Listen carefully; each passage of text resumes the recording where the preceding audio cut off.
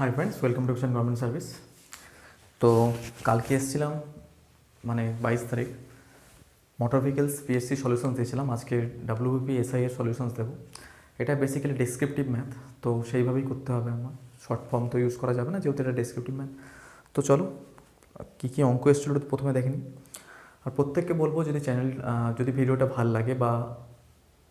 ভাল লাগে তাহলে অবশ্যই তোমরা চ্যানেলটিকে সাবস্ক্রাইব করো, এবং এছাড়া আমার গ্রুপস আছে, সেই গ্রুপের আমি লিঙ্ক দিয়ে দেবো, সেই গ্রুপে তোমরা জয়েন করতে পারো। ওকে,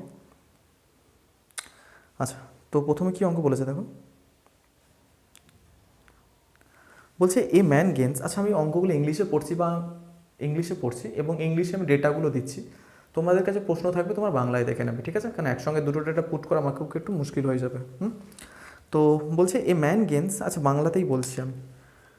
এ man gains 10% by selling an article for certain price. মানে কোনো একটা জিনিস বিক্রি করে সে 10% লাভ করে, ঠিক আছে? এবার বলছে if he sells it at double price.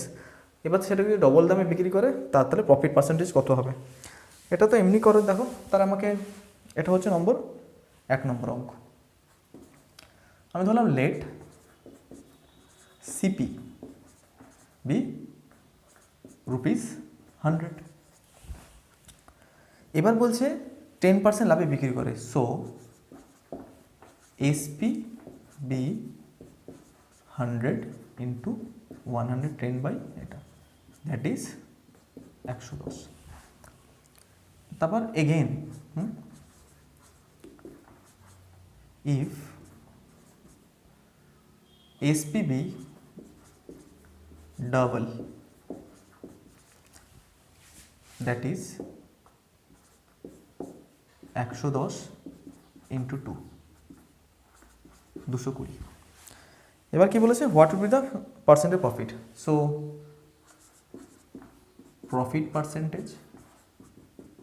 Profit equal to 220 minus ওপরে 100, মানে SP minus CP equal to 120।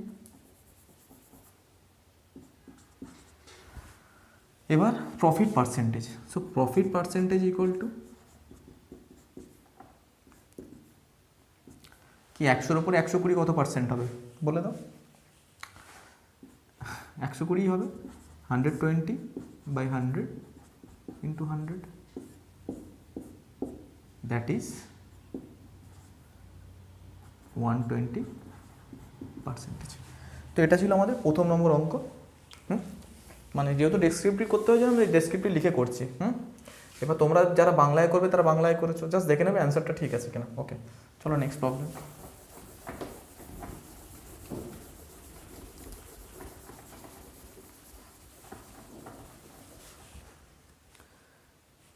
নেক্সটে কি বলছে, যে 60 villagers had taken 20 days to dig a pond. মানে 60 জন আমাদের গ্রামবাসী আছে, 20 দিন নেয় একটা পন্ডকে খুঁড়তে, মানে একটা পুকুর খুঁড়তে। এবার বলছে calculate the number of extra person to require to ডিগ the pond in 15 days। কতজন মানুষ এক্সট্রা লাগবে যদি সেটা 15 দিনে করা যায়, ঠিক আছে? তো দেখো, সে টোটাল ওয়ার্ক, মানে আমি লিখব কি, যে 60 ইন্টু 20, এটা হচ্ছে 1200 মেইন ডেজ, ঠিক আছে? নাম্বার 2, ইফ, আচ্ছা এবার লিখি let x extra men joint, so the time required, এটা তো হচ্ছে টোটাল, মানে 1200 ইকুয়াল টু 60 জন ছিল, একজন জয়েন করছে, তাহলে এক্স ইজ ইকুয়াল টু হয়ে যাবে আমাদের 20। 60-এর সঙ্গে 80, 15, হ্যাঁ 20। তো চলো নেক্সট অঙ্কে যাব।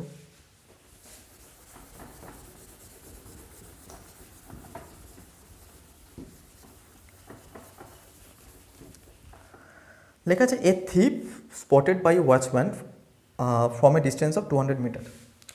তো এটা যদি দেখো, আমি একটু রেড মার্কার ইউজ করছি যদি বোঝানো যায়। এই যে আছে এটা হচ্ছে 200 মিটার। এবার এখানে থাকবে ওয়াচম্যান, এখানে থাকবে থিপ, তাহলে এখানে পুলিশ লিখছি আমি বেটার, আর এখানে আছে থিপ।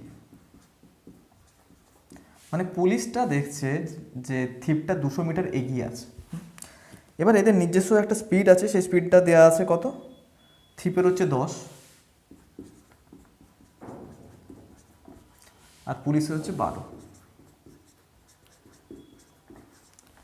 এবার প্রশ্নটা হচ্ছে কি বলেছে দেখো, যে ইফ দ্য স্পিড এত এত, how far would the thief run before he is nabbed by the watchman. মানে ব্যাপারটা হচ্ছে কি, এখানে তো থিপটা আছে, এখান থেকে থিপটা কত দূর দৌড়বে, মানে এই থিপটা এখান থেকে কত দূর দৌড়বে, একটা নির্দিষ্ট জায়গায় দৌড়বে, তখন কি করবে, এই পুলিশটা এখানে গিয়ে ওকে ধরবে, তাই তো।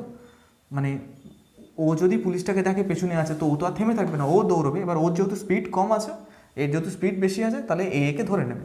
এবার ধরলাম আমি এই ডিস্টেন্সটাকে গিয়ে দিয়ে এরা ধরছে, ঠিক আছে, লেট ধরলাম আমি, একটু বড় নিলে সুবিধা তো, কারণ 200 থেকে, আচ্ছা যাই হোক, এই ডিস্টেন্সে গিয়ে এরা ধরছে। এবার দেখো তাহলে এখানে একটা রিলেটিভ স্পিড কাজ করে, মানে এই 200 মিটারকে অতিক্রম করতে গেলে কত সময় লাগে সেটা আগে প্রথমে দেখে নিই, ঠিক আছে।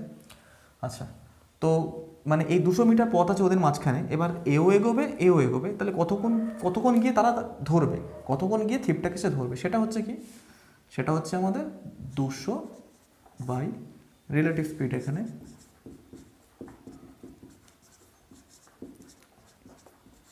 200 বাই 12 মাইনাস, আচ্ছা ঠিক আছে এখানে করে নিচ্ছি, 12 মাইনাস 10 ইন্টু 5/18, ওপরে চলে যাবে 18। তাহলে এবার কি হচ্ছে জিনিসটা,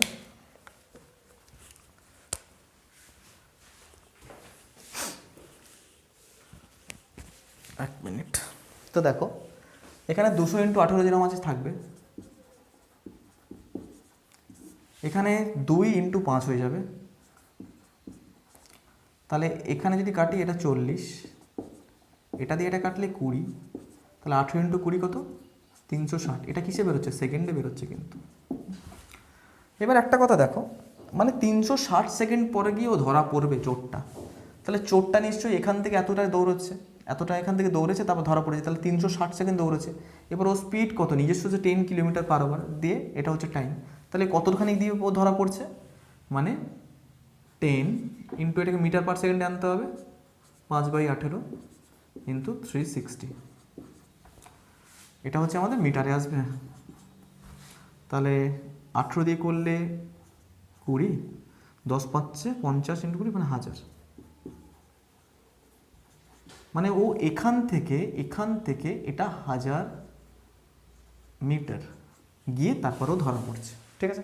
তাহলে জেনারেলি কী হবে, এই যে পুলিশটা, তাহলে পুলিশটা এখান থেকে এখানে এসে দৌড়লো, মানে এখানে 200 আর এই 1000, তো পুলিশটা কত দৌড়লো যদি জিজ্ঞেস করতো, মানে সব কটা প্রশ্ন অ্যান্সার বেরিয়ে যাবে, তাহলে পুলিশটা দৌড়তো 1200, ঠিক আছে। তাহলে এখানকার অ্যান্সার কত হলো, 1000 মিটার পর গিয়েও ধরা পড়বে। আচ্ছা চলো নেক্সট প্রশ্নে যাবো এবার।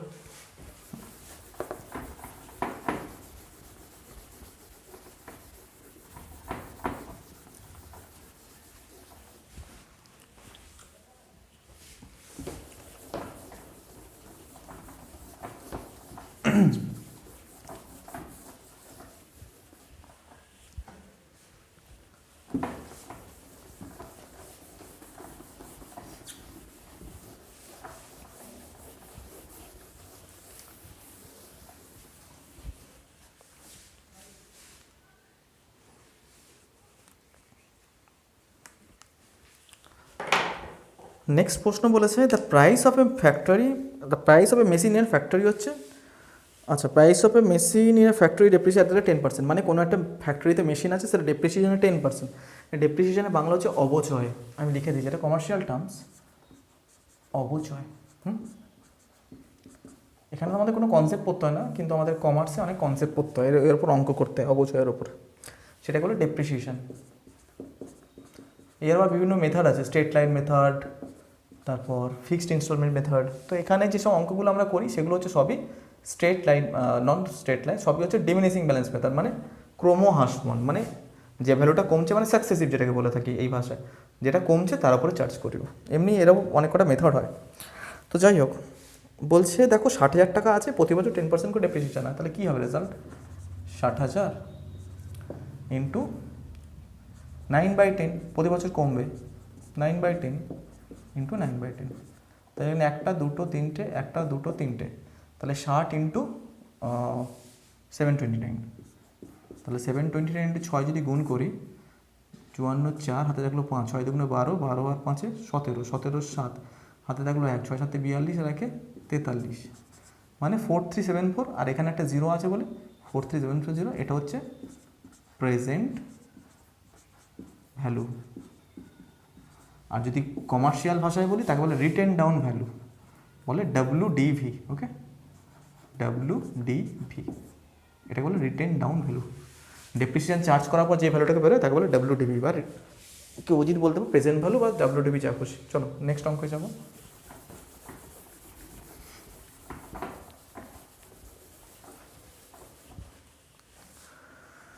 বলছে অ্যাভারেজ হাইট অফ 21 বয়েজ ওয়াজ 148, নম্বর 5 এটা। তাহলে অ্যাভারেজ হাইট অফ 21 বয়েজ হচ্ছে 148, তাহলে টোটাল, তাহলে আমাদের কত কত সেন্টিমিটার, মানে টোটাল হাইটটা বের করি।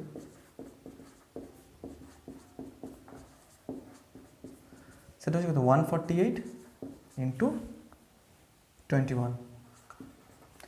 এবার যখন বলছে এটা অ্যাভারেজ টোটাল হাইট অফ কত, টোটাল হাইট অফ 21%, 21%। এবার টিচার জয়েন করলে তাহলে 22% হয়ে যায় না?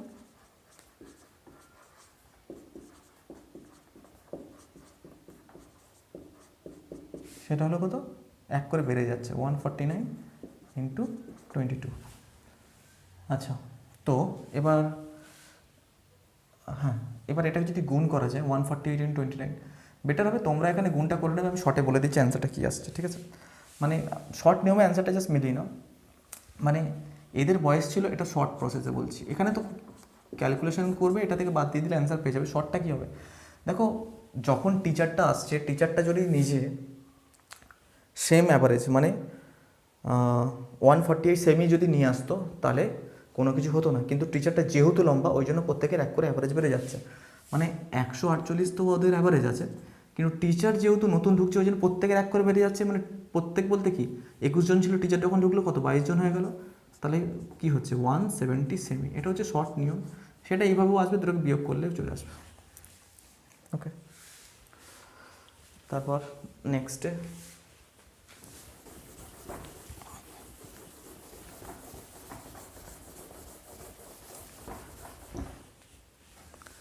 নেক্সট বলছে the diameter of a solid sphere, mensurations আছে। The diameter of a solid sphere of lead হচ্ছে 20 সেন্টিমিটার। তো স্পেয়ারের যে লিড মানে দিয়ে দিয়েছে, তার মানে এখানে ভলিউম বের করতে হবে। তো জেনারেলি তার ভলিউমের ফর্মুলা কি, 4/3 পাই আর কিউ। এবার বলেছে if the sphere is melted into cast into smaller pieces of sphere. আমরা জানি যে কোনো একটা নিরেট বল আছে, সেই নিরেট বলটাকে যদি গলাচ্ছি, গলিয়ে অন্য ছোটো ছোটো ছোটো ছোটো বল তৈরি করছে, তাহলে কী হচ্ছে, মেটেরিয়ালস তো এক থাকছে, যদি কোনো মানে নষ্ট না হয়, নষ্ট থাকলে এখানে বলে দিত, কোনো মেটেরিয়ালস যদি নষ্ট না হয় তাহলে একই জিনিস পাবো। এই পেনটাকে যদি কেটে কেটে ছোটো ছোটো ছোটো ছোটো টুকরো করি, তাহলে নিশ্চয়ই ছোটো ছোটো টুকরো যোগ করলে এই পেনটা পেয়ে যাবো। মানে যা আমার ভলিউমস থাকবে সেটাই ইকুয়াল ভলিউমস থাকবে, কিন্তু নাম্বার অফ কোয়ান্টিটিসে থাকবে, তাই তো? এটা যেমনি একটা আছে, তো সেটাও হবে কত, 4/3 পাই আর কিউ তাদের ভলিউম হবে, 4/3 পাই আর কিউ। এবার কি তাদের রেডিয়াসটা চেঞ্জ হয়ে যায়, কেন একটা বল যদি এত বড় থাকে, এবার তাকে ছোটো ছোটো করে, তাহলে কি হচ্ছে, তাদের যে ডায়ামিটার, তাদের রেডিয়াস প্রত্যেকে শর্ট হয়ে যাচ্ছে, তাহলে ডায়ামিটার আর রেডিয়াসটা খালি চেঞ্জ হয়। তাহলে এখানে দেখো, এখানে এদের কত ছিল, 20 করে ছিল বোধহয় ডায়ামিটার্স, তাহলে 4/3 পাই, তো পাই থাকবে, এটা 10 ইন্টু 10 ইন্টু 10, আর এটা কত হবে 4/3 ইন্টু পাই পাই থাকবে, আর হচ্ছে 5 করে হবে, 5 5 5, আর নাম্বার অফ একটা কোয়ান্টিটি দেবে, ছেড়ে দিলাম n নাম্বার। হ্যাঁ, এটা কাটবে, এটা কাটবে, তাহলে 3টে শূন্য মানে 1000, এটা মানে হচ্ছে 125, 125 ইন্টু 4 হচ্ছে 3টে শূন্য, 10 10 100, 1000, ঠিকই আছে। আর 125 4ই তো হচ্ছে,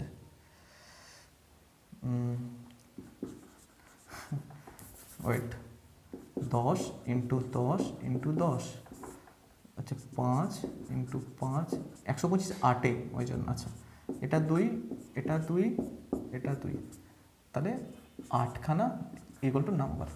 ওকে, মানে 8খানা বল তৈরি করতে পারবে। তো এই ছিল আমার WBP SI এর ম্যাথসের সলিউশনস। তো তোমাদের যদি ভিডিওটা ভালো লাগে অবশ্যই লাইক, শেয়ার এবং কমেন্ট করবে এবং আমার চ্যানেলটিকে সাবস্ক্রাইব করবে। এছাড়াও আমার ফেসবুক গ্রুপ, হোয়াটসঅ্যাপ গ্রুপ, সেগুলো দেখবে লিঙ্ক দেওয়া আছে অন্যান্য ভিডিওসের নিচে, সেখানেও তোমরা জয়েন করতে পারো নিজেদের প্রিপারেশনটা আরও ভালো বুস্ট করতে জন্য। হ্যাঁ, প্রত্যেককে অসংখ্য ধন্যবাদ, চললাম।